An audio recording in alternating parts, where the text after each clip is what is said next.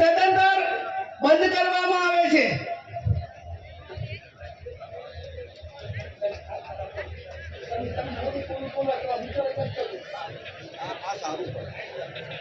આણાનો પ્રસંગ દીકરીના લગ્ન કર્યા હોય ત્યારે જ્યારે આણું કરવા જવા માટેની પ્રથા બંધ કરવામાં આવે છે।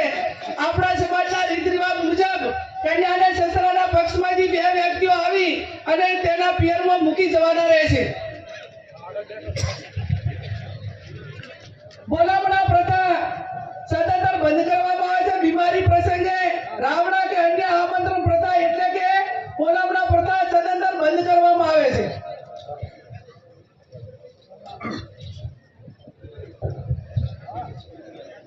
मुद्दा नंबर 11 ढूंढ जन्म दिवस प्रसंग ढूंढ प्रसंग आमंत्रण के रावणું રાખવું નહીં।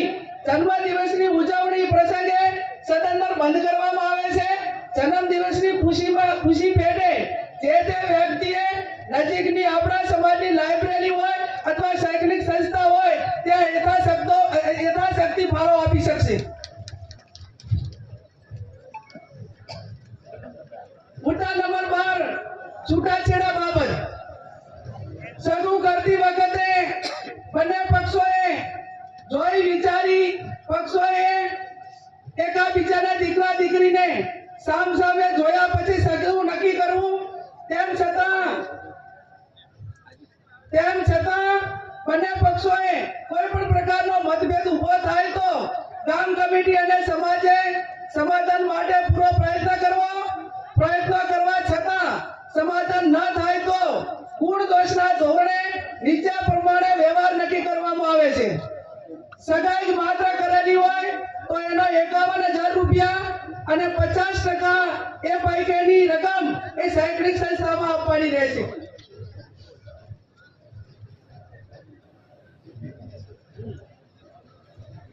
છૂટાછેડા બાબત લગ્ન કર્યા પછી છૂટું કરવાનું થયું કોઈ સંજોગોના કારણવશ તો એના માટે 2 લાખ રૂપિયા એ સમાજનો રિવાજ એ કરવામાં આવે છે।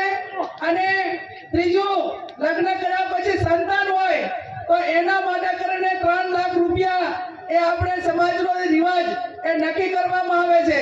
જે 2 લાખ રૂપિયા નક્કી કર્યા છે એમાંથી 50% રકમ એ જે તે શૈક્ષણિક સંસ્થામાં આપવાની રહેશે અને 3 લાખ જે સંતાન હોય તો એ 100% રકમ એ જે તે સંતાનોના નામે મૂકવાની રહેશે। એમાં કોઈને ભાગ આપવાનો રહેશે નહીં।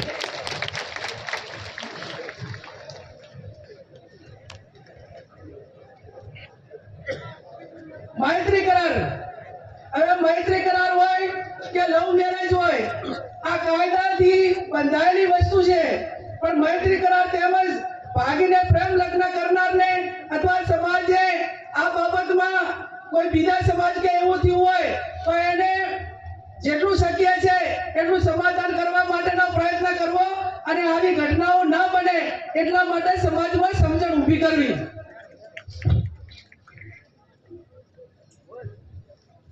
मुद्दा नंबर 14 प्रसंगों नशाकारक वस्तुનો ઉપયોગ કરવો નહીં।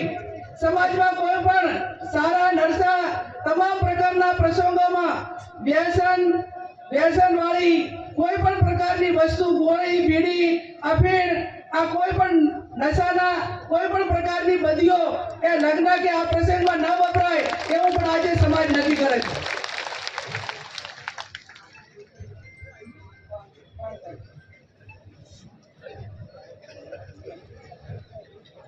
मुद्दा नंबर 15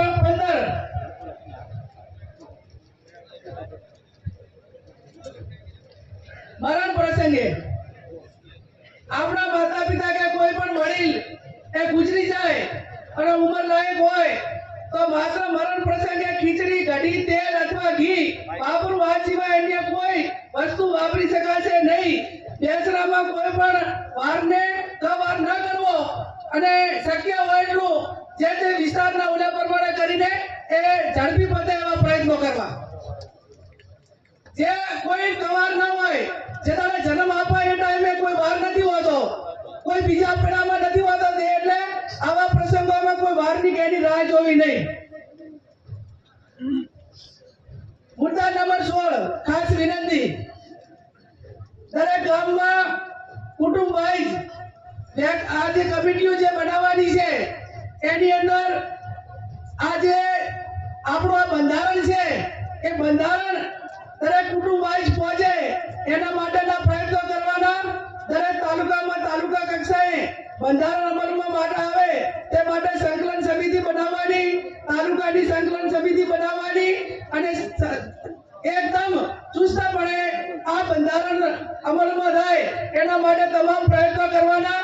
આજે આ 16 જે મુદ્દાઓ હતા એ મુદ્દાઓ મેં તમારી સમક્ષ વાંચ્યા છે અને આ 16 મુદ્દાઓમાંથી કોઈ પણ ભંગ કરે તો એનો હકો ભય હોય તો એના પ્રસંગમાં હાજરી ના આપવી. અને હું આજે આ વાગડજીની ધરતી ઉપરથી બધાને વિનંતી કરું છું કે આ બંધારણ એ વાગડજીની સાક્ષીએ, સદારામ બાપુની સાક્ષીએ, નાથ ગંગાની સાક્ષીએ, સાધુ સંતોની સાક્ષીએ જ્યારે અમલમાં આવ્યું છે અને છતાં કોઈ પણ વ્યક્તિ આ બંધારણ માટે એને અમલીકરણમાં કાંઈ બાછોડ કરશે અને આ પ્રકારનો સમાજે નક્કી કર્યો એમ ન વર્તે તો એ સમાજનો સૌથી મોટો દેશદ્રોહી ગણાવશે અને સમાજનો દુશ્મન ગણાશે. એ સમાજને એની જોડે કોઈ પણ પ્રકારનો વ્યવહાર ના કરવો. આ 16 મુદ્દાઓનું બંધારણ મેં તમારી સમક્ષ મૂક્યું છે. છેલ્લી વાત કે આજે તારીખ એ 4/1/2026 છે. ઘણા બધા મહાનુભાવોએ એમના પ્રવચનમાં વાત કરી કે આપણે ખોડિયાલ ભરાણા મુકામે એ સમાજનું બંધારણ એ અમલમાં મૂક્યું હતું પણ એનું દર વર્ષે ફોલો ના થયું અને એના કારણે બંધારણ ક્યાંક ને ક્યાંક તૂટ્યું. તો આજે સમાજ એવું નક્કી કરે છે કે આજે તારીખ 4/1/2026 થઈ છે અને આવતી તારીખ 4/1/2027 ના રોજ આ બંધારણ દિવસની ઉજવણી કરવામાં આવશે. એમાં જે મુદ્દાઓ એડ કરવાના છે એ એડ કરશે અને સમાજ એની સમીક્ષા કરશે.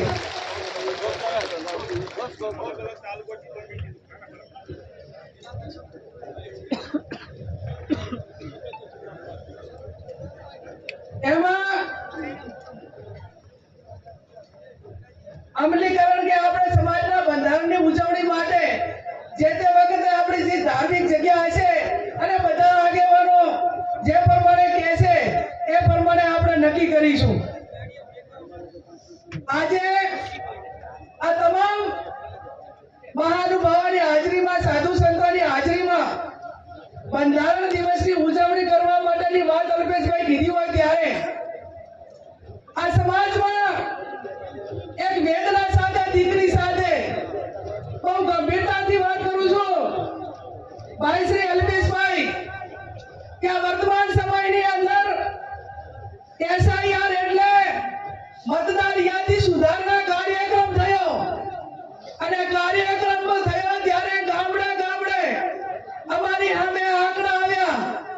દરેક બુથના આંકડા ચેક કર્યા તો એની સામે 20 ને 25 વર્ષના યુવાનો એ મૃત્યુ પામ્યા છે દારૂના કારણે અને એમના મતદાર યાદીમાંથી નામ ડિલીટ થયા.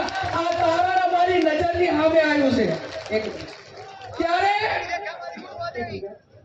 ત્યારે હું સમાજને બે હાથ જોડીને વિનંતી કરું છું, તમામ મહાનુભાવોને એક સમાજની દીકરી તરીકે વિનંતી કરું છું કે આ વ્યસન મુક્તિ માટે કરીને સમાજે આગળ આવવું પડશે, આગેવાનોએ આગળ આવવું પડશે, સાધુ સંતોએ આગળ આવવું પડશે અને એટલા માટે તમને બધાને બે હાથ જોડીને આંતર